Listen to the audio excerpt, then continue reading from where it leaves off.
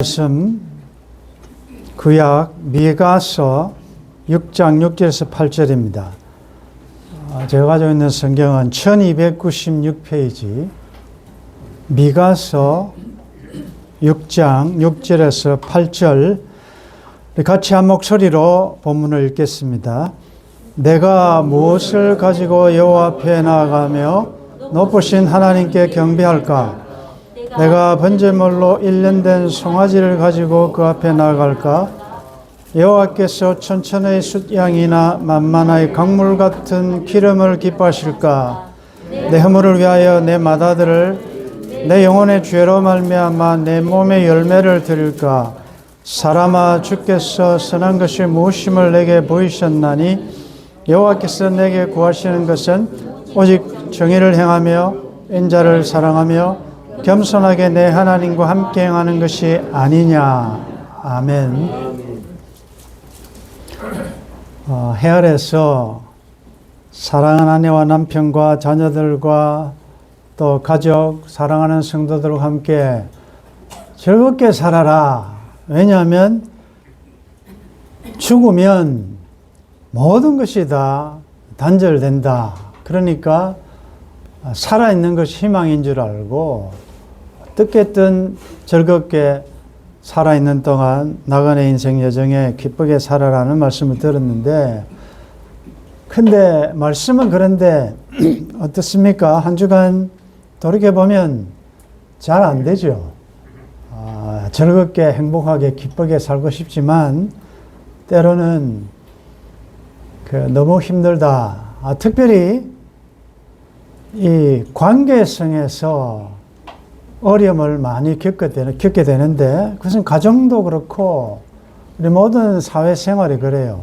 혼자 사는 사람이 없고 다 연결되어 있는데, 근데 이 관계가 어려운 것은 뭐 여러 가지 이유가 있겠지만 다 그 결론은 뭔가 하면 내 마음을 너무 모른다 이 말이에요.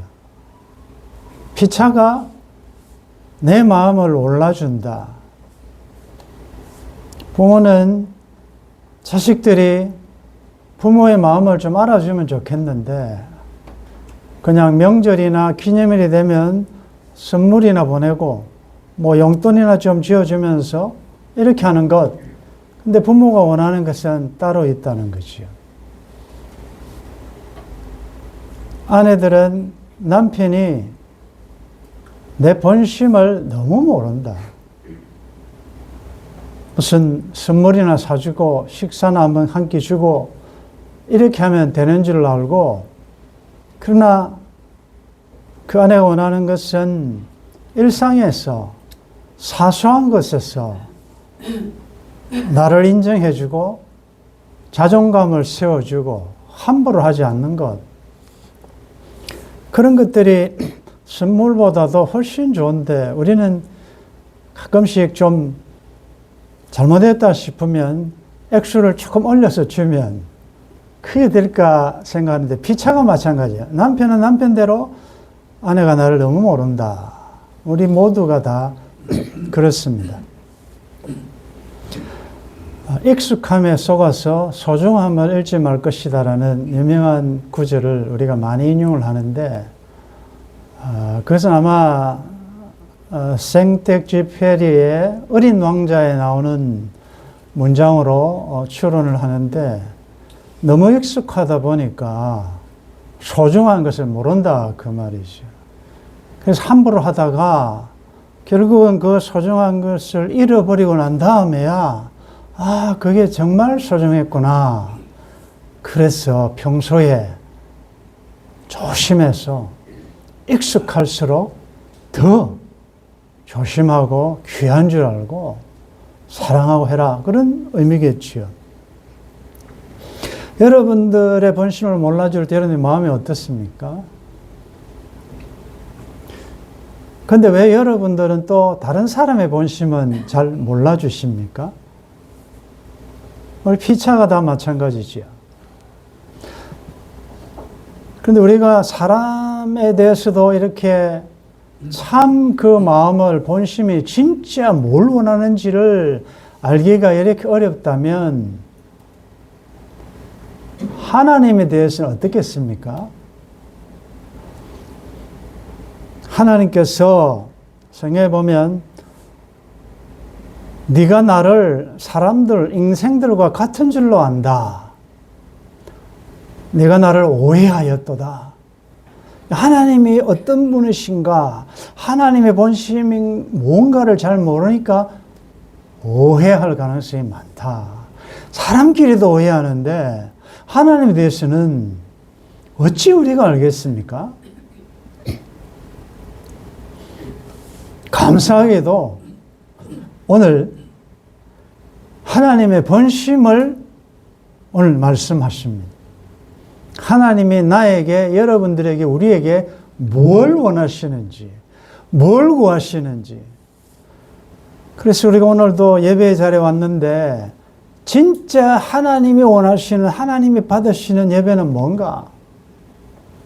그리고 예배를 통해 하나님이 나에게 구하시는 것이 무엇인가를 말씀해 주시니 얼마나 고맙습니까?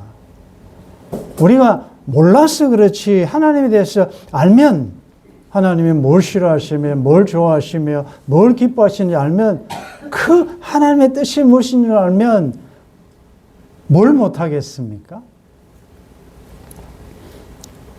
새해도 이제 계속 예배가 드려질 건데, 사실 오늘도 말씀을 잘 보면 하나님이 원치 아니하는, 하나님이 받지 아니하시는 예배가 있었다는 것을 알고 우리가 깜짝 놀랄 거예요. 나는 이렇게 하면 하나님 앞에 예배가 된 줄로 아는데, 하나님이 기쁘게 받으신 줄 아는데 그렇지 않다는 거죠. 근데 오늘 말씀을 잘 들어보시면 오늘 우리들에게는 굉장히 위로와 격려와 소망의 말씀입니다. 오늘 읽은 본문의 배경은 하나님의 백성들이, 이스라엘 백성들이 하나님을 멀리하고 하나님이 원하시는 삶을 살지 않고 우상 숭배하고 자꾸 곁길로 나가니까, 우리 이런 경우가 있지요. 자녀가 너무 속썩이면 부모가 부모 스스로를 회초리를 때리기도 하고, 네가 뭘 잘못했느냐 말하기보다는 너무 속상할 때는, 답답할 때는 내가 너한테 뭘 잘못했길래 네가 나에게 이렇게 하냐, 이렇게 속상함을 토로할 때가 있죠. 내가 너에게 도대체 뭘 잘못했다고, 너 왜 이런 식으로 하느냐, 행동하느냐, 이럴 경우처럼 하나님께서 이스라엘 백성들에게, 하나님 백성들에게 너는 이런 거 잘못했지 않느냐라고 하지 않으시고, 오히려 하나님께서 피고인이 되셔서 내가 뭘 잘못했는지 한번 말해봐라 하는 이런 투로 6장 1절부터 5절까지 그 내용이 나타나는데, 특별히 3절에 보시면 이르시기를 내 백성아, 내가 무엇을 내게 행하였으며 무슨 일로 너를 괴롭게 하였느냐, 너는 내게 정언하라. 여러분들 때때로 하나님에 대해서 섭섭함과 하나님이 내 기도에 응답해 주지 않고 내 삶에 이해하지 않는 여러 가지 병, 고통, 실패, 이런 거 있을 때 우리는 제일 먼저 제일 쉬운 게 하나님 원망하죠. 하나님 이럴 수가 있습니까? 내가 얼마나 하나님을 위해 헌신하고 기도하고 섬겼는데 이게 뭡니까? 나에게 돌아온 것이 이것입니까? 병입니까? 실패입니까? 이렇게 항의할 때가 있지요. 근데 하나님께서 말씀하십니다. 그런 여러분들에게 말씀하십니다. 내가 넌 뭘 괴롭게 했냐? 내가 너에게 뭘 잘못했느냐? 말해봐라. 이런 말이에요. 정언해봐라. 그러면서 하나님께서 하나님의 백성들에게 행하신 일을 기억해보라라고 하면서 4절에 보면 내가 너를 애굽 땅에서 인도해내어 종노릇하는 집에서 속량하였고 모세와 아론과 미리암을 내 앞에 보내었느니라. 출애굽 사건 우리가 다 알잖아요. 하나님이 하신. 내 백성아, 너는 모압 왕 발락이 꾀한 것과 보로의 아들 발람이 그에게 대답한 것을 기억하며 시딤에서 길갈까지의 일을 기억하라. 그리하면 나 여호와가 공의롭게 행한 일을 알리라. 여러분들 받은 복을 세워보시고 여러분들의 광야 여정의 인생 여정에 지금까지 올 때까지 하나님이 여러분들에게 얼마나 은혜로 구름 기둥과 불 기둥으로 나쁜 것을 우리는 몰랐지만 하나님께서 막으시고 길을 여시고 인도하셨음에도 불구하고 우리는 조금만 어려움이 있으면 원망하죠. 감사하지 않고. 하나님이 나한테 해준 게 뭐가 있습니까? 그래서 하나님께서 너무나도 기가 막히시는 거죠. 너 한번 생각해봐라. 너 태어날 때부터 너 어디서 태어났으며 그 다음에 학교를 졸업하고 또 이런 과정을 거칠 때 동안에 그때 도와준 사람 누구냐? 내가 너에게 은혜 베풀고 인도한 걸 에베네셀을 한번 기억해보라 라고 말씀하십니다. 자, 이러니까 이스라엘 백성들이 찔려가지고 우리하고 똑같아요. 하나님의 말씀으로 탁 이렇게 감동을 주시고 하면 하나님이 좀 화가 나셨네. 남편이 화가 났네. 아내가 화가 났네. 그럼 내가 무슨 선물을 좀 더 해야 줄까? 이게 우리의 성향이고 심리입니다. 그래서 나온 말이 오늘 본문이에요. 내가 무엇을 가지고 한번 따라하겠습니다. 내가 무엇을 가지고 내가 무엇을 가지고 여호와 앞에 나가며 높으신 하나님께 경배할까? 내가 번제물로 1년 된 송아지를 가지고 그 앞에 나아갈까? 아니면 조금 더 투자해서 천천의 숫양이나 만만의 강물 같은 기름을 가지고 갈까? 이 엄청난 투자죠. 이렇게 하면 내가 잘못한 것을 좀 상쇄받고 보상받을 수 있을까? 여기서 한 걸음 더 나아가서 어느 정도로 그들은 열정적인가 하면 내 허물을 위하여 내 맏아들을, 인신제사죠. 당시에 몰렉이라는 신에게 자기 아들을 바치는 이방 풍습이에요. 그 정도로 그들은 종교적인 열심을 가지고 있어요. 하나님의 마음을 풀 수만 있다면, 나의 죄를 없이 할 수 있다면 내 맏아들이라도 바치겠다. 이 대단한 거 아니겠습니까? 여러분들 중에 하나님 앞에 나오면서 자식을 바치는 이런 사람은 없지요. 내 영혼의 죄로 말미암아 내 몸의 열매를 드릴까? 종교 행위를 하겠단 말이죠. 여러분들 여기서 우리가 오해하는 것은, 여러분들 한 주간 혹 뭘 잘못했잖아요. 그럼 여러분들 어때요? 여러분 마음에 헌금을 조금 더 하고 싶은 마음이 생기죠. 헌금을 조금 더 하면 하나님께서 좀 받아주시지 않겠는가 생각이 들고, 좀 더 뭐 섬기고 헌신하고 뭐 막 하려고 하는 이런 보상 심리가 우리에게 다 있습니다. 자, 그렇게 할 때 하나님께서 답변하시면 8절에 사람아, 주께서 선한 것이 무엇임을 내게 보이셨다. 보인다는 말 계시했단 말이에요. 이미 하나님이 선한 것, 하나님의 뜻이 무엇인가를 하나님이 말씀하셨는데도 불구하고 여전히 그들은 자기 생각으로, 자기의 경험으로.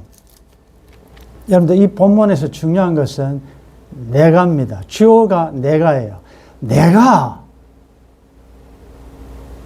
우리는 모든 삶의 주어는 하나님이어야 되는데, 이게 중요하죠. 내가 무엇을 가지고 이방 신들을 섬기는 이방 우상 숭배자들의 자세죠. 내가 지극정성을 드리면 신이 감동해서 신이 나에게 복을 준다는 생각. 동일합니다. 현대교회도 똑같아요. 내가 지극정성을 들여서 하나님을 감동시키고 하나님이 감동받아 내가 원하는 것을 이 복을 받는. 자, 그런데 하나님은 이미 뭘 요구하시는지를 말씀하셨는데 본문이 많지만 한 두 군데만 소개하겠습니다. 아모스 5장 21절에 보면 잘 들어보십시오. 내가 너희 절기들을 미워하여 멸시하며 너희 성회들을 기뻐하지 아니하나니 너희가 내게 번제나 소제를 드릴지라도 내가 받지 아니할 것이요 너희의 살찐 희생의 화목제도 내가 돌아보지 아니하리라. 내 노랫소리를 내 앞에서 그칠지어다. 내 비파 소리도 내가 듣지 아니하리라. 많이 가져가면 하나님은 제사를 좋아하시니까 많이 가져가면 그래서 여러분들 좀 조심스러운 접근이지만 제가 미국에 있을 때도 그 주위에 있는 아주 그 은사주의 교회에서 1000번째 운동을 많이 하는데 그걸 나쁘다고 비판하기보다는 그 정신이 말이죠. 왜 1000번째를 합니까? 솔로몬이 1000번째를 드렸던 것처럼 헌금도 1000번째 헌금도 있고요. 다양해요. 그런데 여러분들 그 동기를 잘 보셔야 돼요. 많이 집회하고 부흥 집회하고 찬양 집회하고 뭐 새벽 기도, 철야 기도, 뭐 무슨 기도 얼마나 많습니까? 근데 이번에 뭐 장관 후보자 그분은 정말 이 성경적으로 보면 철저한 너무나도 열정적으로 신앙생활 한 분 아닙니까? 하나님은 그런 집회 멸시하고 미워한대요. 그런 제사 안 받는데요. 그런 노래 제발 좀 너희들이 좋아서 하는 거 아니냐. 나 안 듣는 좀 듣기 싫다. 그만했으면 좋겠다. 라고 말씀하십니다. 그 결론을 24절에 보면 오직 정의를 물같이 공의를 마르지 않는 강같이 흐르게 할지니어다. 그 다음에 여러분들이 너무나도 잘 아는 이사야서 1장 11절에 보면 여호와께서 말씀하시되 너희의 무수한 재물이 내게 무엇이 유익하냐? 나는 수장의 번제와 살찐 짐승의 기름에 배불렀고 나는 수송아지나 어린 양이나 염소의 피를 기뻐하지 아니하노라. 너희가 내 앞에 보일이 오니 이것을 누가 너에게 요구하였느냐? 내 마당만 밟을 뿐임이라. 우리가 기도할 때 참 무서운 내용 중에 하나가 마당만 밟고 가지 않게 해주십시오. 여러분들 주일날 우리가 교회 오고 집회 때 오는데 마당만 밟고 갈 때가 많습니다. 왜 그러냐 말이죠. 헛된 재물을 다시 가져오지 말라. 분향은 내가 가정이 여기는 바요 월삭과 안식일과 대회로 모이는 것도 그러하니 성회와 아울러 악을 행하는 것을 내가 견디지 못하겠노라. 내 마음이 너희의 월삭과 정한절기를 싫어하나니 그것이 내게 무거운 짐이라. 내가 지기에 곤비하였느니라. 무거운 짐이다. 너희가 손을 펼 때에 내가 내 눈을 너희에게서 가리고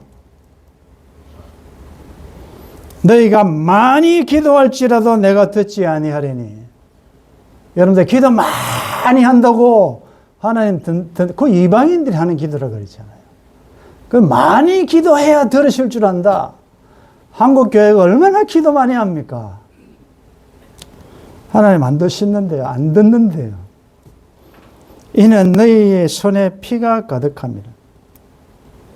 너희는 스스로 씻으며 스스로 깨끗하게 하여 내 목전에서 너희 악한 행실을 버리며 행악을 그치고 선행을 배우며 정의를 구하며 학대받는 자를 도와주며 고아를 위하여 신원하며 과부를 위하여 변호하라 하셨느니라.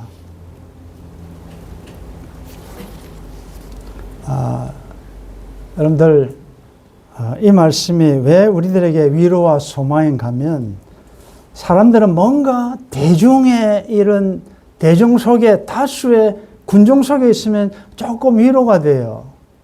그러나 소수고 적은 무리에 있으면 뭔가 불안해요. 아주 수많은 청중들이 모여서 웅장한 오케스트라와 최신식 음향과 수많은 합창단과 함께 성가대와 함께 예배를 드리면 예배를 제대로 드린 것 같아요. 안심이 돼요. 그런데 소수가 모여 우리가 보기에도 너무나도 열악한 가운데서 예배 드리면 예배 안 드린 것 같아요. 그런 인간의 심성이 있습니다. 자, 그렇다면 하나님 그런 거 안 좋아한다고 이미 말씀하셨고, 그럼 하나님이 요구하시는 건 뭐냐? 하나님이 오늘 저와 여러분들이 구하시는 새해에 너희들이 드릴 예배는 이런 예배다라고 말씀하시는 게 뭐냐? 얼마나 좋아요. 하나님이 그러면 우리 생각에, 야, 이건 뭐 천천의 만만의 기름도 하나님 안 좋아한다고 그러고, 엄청난 찬양 성가대도 안 좋아한다고 그러고, 기도 많이 해도 안 들으시면 도대체 그러면 하나님이 나에게 요구하시는 건 얼마나 대단할까라는 생각이 들지요. 이건 뭐 벌써부터 주눅 들죠. 안 되겠네. 우리는 하나님 우리한테 요구하는 게 엄청나겠다 생각하는데, 여러분들 8절에 사람아 주께서 선한 것이 무엇임을 내게 보이셨느니 여호와께서 내게 구하시는 것은 오직 정의를 행하며 인자를 사랑하며 겸손하게 내 하나님과 함께 행하는 것이 아니냐? 우리 일단 하나님만 찬양하겠습니다. 할렐루야. 아멘. 자, 하나님이 요구하시는 이거 나는 도저히 안 되겠다고, 불가능하다고 생각하는 분들이 혹시 있으십니까? 나는 나이가 많아서 이건 도저히 안 되겠다. 나는 병이 들어서 이건 너무 어렵다. 나는 가난했어. 못 배워서. 이럴 분이 있습니까? 제가 볼 때 오늘 여러분 오신 분들 중에 한 분도 그런 사람은 없어요. 누구나 하나님이 원하시는 것을 다 행할 수 있단 말이죠.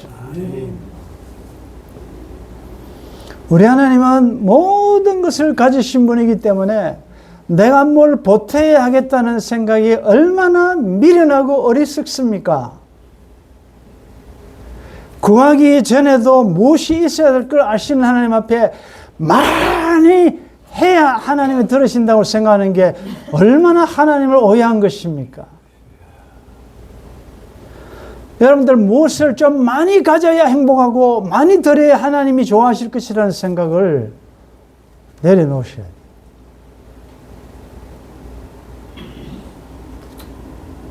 하나님이 원하시는 교회의 가정 작은 단위는 두세 사람이에요. 두세 사람이 모인 곳에 내가 함께 한다 그랬어요. 여러분들, 우리가 요한계시록 강의하면서 책망을 받지 않았던 교회, 책망이 없었던 교회, 칭찬만 받았던 교회, 역사와 전통을 자랑하는 웅장한 예루살렘 교회가 아니었습니다. 아무 부족함이 없었던 라오디게아 교회도 아니었습니다. 적은 능력을 가지고 하나님의 말씀을 지키려고 애썼던 빌라델피아 교회를 하나님이 칭찬하셨습니다. 여러분들, 내가 뭐 가진 것이 없다고 기죽을 필요가 없어요. 하나님 보시는 것은 외형이 아니지 않습니까? 하나님의 외모에 속지 않으신다. 그럼 하나님 원하시는 것은 너무나도 간단해요. 정의를 행하며 어렵게 살아란 말이에요. 어렵게 사는 건 뭐죠? 하나님 말씀대로 사는 것입니다. 수직적으로 하나님 말씀대로 사는 것이고, 그 다음에 또 요구하는 게 뭡니까? 인자를 사랑하라. 인자가 뭐죠? 헤세드입니다. 헤세드가 뭐죠? 하나님의 무한한 자비, 긍휼, 사랑, 인내. 이게 헤세드 아니에요. 하나님의 사랑은 무조건적인 사랑이니까 그 인자를 사랑하라. 수직적으로 하나님의 말씀을 지키려는 정의를 행하고, 그 다음에 인간적으로 나타날 때는 헤세드, 하나님의 긍휼과 자비와 사랑으로 행하고, 그리고 겸손하게 하나님과 동행하는 것 아니냐. 한마디로 이야기하면 정의와 사랑은 같이 가기 어렵죠. 정의를 주장하면 사랑이 좀 없어지고 딱딱해지고, 사랑만 강조하면 무질서지죠.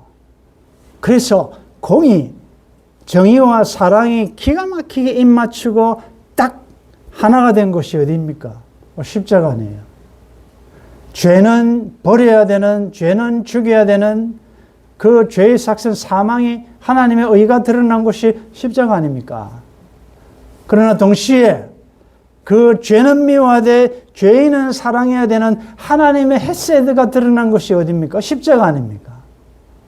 그래서 주님은 위로는 하나님의 손을 잡고 옆으로는 사람의 손을 잡고 심장이, 그리스도의 심장이 터져 사랑과 공의가 입맞추고 진리와 은혜가 충만한 그 자리가 십자가이다. 다른 말로 하면 의를 행하고 헤세드를 사랑으로 행하라, 이 말은 삶의 열매를 드리라는 말씀입니다.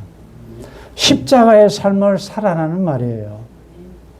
그러므로 우리가 드릴 예물은 헌금을 많이 드리고 뭐 제사를 많이 드리는 게 아니라, 구약의 제사는 피를 흘리는 짐승 제사였지만 신약의 제사는 살아있는, 죽이지 않는 살아있는 제물, 로마서 12장에 보면 너희의 드릴 영적 예배가 뭐냐?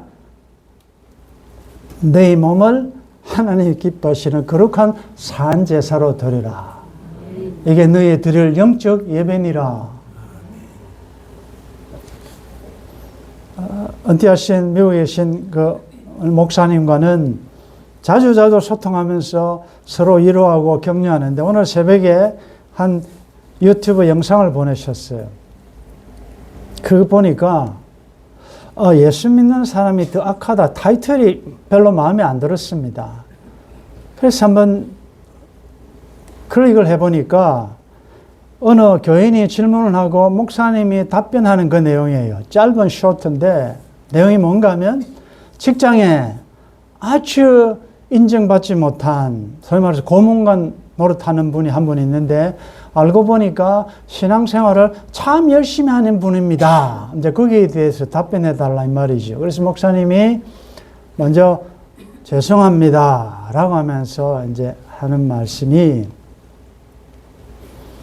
제자라는 것은 예수님께서 가신 길을 따라가는 건데, 요즘 현대 교인들은 교회 안에서는 거룩하고 교회 안에서는 예수님을 잘 따라가는데 교회 밖에서는 그렇지 않더라는 거죠. 너희는 세상의 소금이요 세상의 빛이라 그랬는데, 빛은 어두운 곳에 가야 역할이 있지 않습니까? 소금이 왜 필요합니까? 맛이 없을 때 소금을 치지 않습니까? 맛이 없는 곳에 가면, 우리가 가면 맛을 내야 되고, 어두운 곳에 가면 빛의 역할을 해야 되는데, 교회 안에서만 다 천사고 다 잘 믿고 목사님, 장로님, 권사님, 집사님 다 하는데, 교회 밖에만 나가면 가정에 가든 직장에 가든 그런 이 거룩한 구별된 삶의 연장이 안 되더라. 그런 안타까운 내용이에요.